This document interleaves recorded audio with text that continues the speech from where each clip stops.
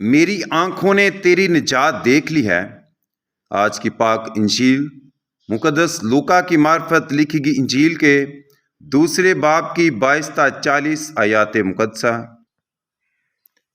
اور جب موسیٰ کی شریعت کے موافق ان کی طہارت کے دن پورے ہو گئے تو وہ اسے یروشلم میں لائے تاکہ اسے خداوند کے آگے حاضر کریں، جیسا کہ خداوند کی شریعت میں لکھا ہے کہ ہر ایک پہلوٹا بچہ خداوند کے لیے مخصوص ٹھہرے گا، اور ذبیحہ لائیں، یعنی کمریوں کا ایک جوڑا یا کبوتر کے 2 بچے، جیسا خداوند کی شریعت میں لکھا ہے۔ اور دیکھو، یروشلم میں شمعون نامی ایک آدمی تھا، اور وہ راست باز اور دیندار اور اسرائیل کی تسلی کا منتظر تھا، اور روح القدس اس پر تھا۔ اسے روح القدس سے آگاہی ہوئی تھی کہ جب تک تو خداوند کے ممسوح کو نہ دیکھ لے موت کو نہ دیکھے گا۔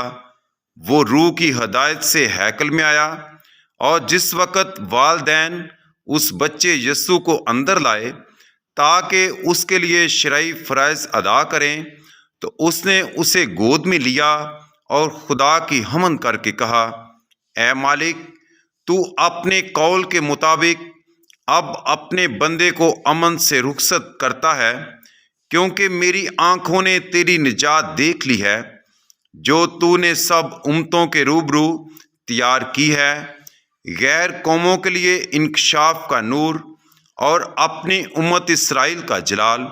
اور اس کا باپ اور اس کی ماں ان باتوں پر تعجب کرتے تھے جو اس کے حق میں کہی جاتی تھیں، اور شمعون نے ان کے لیے برکت چاہی، اور اس کی ماں مریم سے کہا، دیکھ، یہ اسرائیل میں بہتیروں کے گرنے اور اٹھنے کے لیے اور ایسا نشان ہونے کے لیے مقرر کیا گیا ہے جس کے خلاف کہا جائے گا، اور تیری اپنی جان کے اندر سے تلوار گزر جائے گی تاکہ بہت سے دلوں کے خیال کھل جائیں۔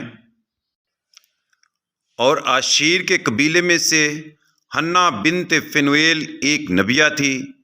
وہ بہت عمر رسیدہ تھی، اور وہ اپنے کنوار پن کے بعد 7 برس تک شوہر کے ساتھ رہی۔ اب وہ بیوہ 84 برس کی تھی، اور ہیکل سے جدا نہ ہوتی تھی، بلکہ روزوں اور نمازوں کے ساتھ رات دن بندگی کرتی رہتی تھی۔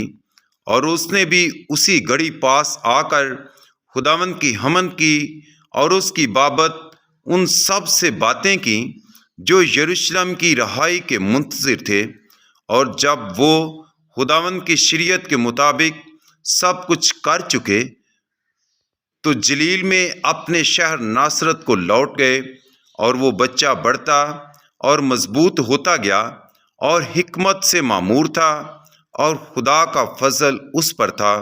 پاک انجیل کا پڑھا سنا جانا ہم سب کے لیے باعث برکت ہو۔ اے خداوند، تیرا شکر ہو۔